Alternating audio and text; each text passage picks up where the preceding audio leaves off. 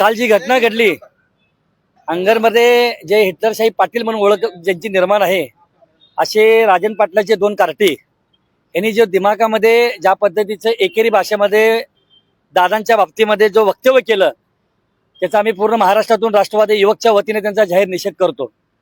आज तुम्हाला माहित आहे की ह्या सोलापूर जिल्ह्यामध्ये मोहोळ तालुका त्याच्यामध्ये एक असं गाव आहे, त्या गावामध्ये हे हिटलर त्या ठिकाणी राहत असतात, त्याचं गाव आहे ते अनगर। मी तुम्हाला सांगू इच्छितो की त्यांच्या पराक्रमाचा पाडा आम्ही तुमच्या समोर वाचलेला आहे। 302 मधले आरोपी आहेत, 376 मधले आरोपी आहेत, वन विभागाचा घोटाळा त्यांनी केलेला आहे, मध्यवर्ती बँकेचा घोटाळा त्यांच्यामध्ये आहे, असे अनेक पराक्रम त्यांच्या नावावर आहेत। परंतु त्यांच्या वडिलांनी एक शिस्तीचे धडे शिकवण्याचं काम या महाराष्ट्रामध्ये केलेलं होतं।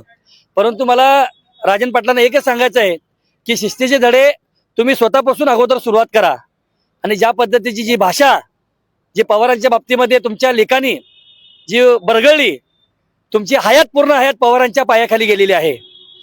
कित्येक उपकार या पवार कुटुंबाचे तुमच्या डोक्यावर आहेत, परंतु त्याचा तुम्हाला विसर पडलेला आहे। या मोहोळच्या जनतेने तुम्हाला तुमची जागा विधानसभेमध्ये दाखवलेली आहे आणि तुमच्या मुलांनी ज्या पद्धतीचा अजितदादाच्या बाबतीमध्ये एकेरी उल्लेख केला, अहो अजितदादा लई लांबची गोष्ट आहे हो।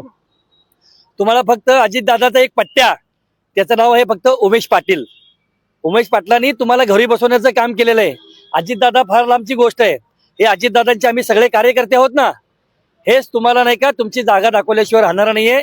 राहिला विषय त्या मोहोळ तालुक्यातल्या हिटलरशाहीचा, तुम्हाला नाही का विश्वरत्न डॉक्टर बाबासाहेब आंबेडकरांचं संविधान आणि विश्वरत्न डॉक्टर बाबासाहेब आंबेडकरांचा कायदा तुम्हाला सरळ केल्याशिवाय राहणार नाही। येणाऱ्या काळामध्ये तुमच्या उलट्या गिनत्या सुरू झालेल्या आहेत आणि मला तुम्हाला सांगायचं आहे की तुम्ही ज्यांच्या जीवावर उड्या मारताय ते तुम्हाला भविष्यामध्ये मदत करतात का नाही तुम्हाला नक्कीच कळेल।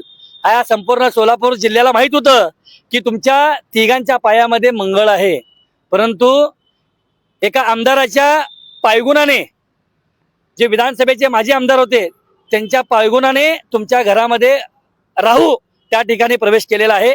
त्यामुळे तुमच्या उलट्या गिनत्या सुरू झालेल्या आहेत। येणाऱ्या काळामध्ये अजितदादांच्या बाबतीमध्ये जे वक्तव्य केलेलं आहे त्याचा तर तुम्हाला परतफेड करावी लागणार आहे, परंतु तुमचं सोलापूर जिल्ह्यामध्ये वावरणं देखील मुश्किल होणार आहे, हे लक्षात राहू दे। एकच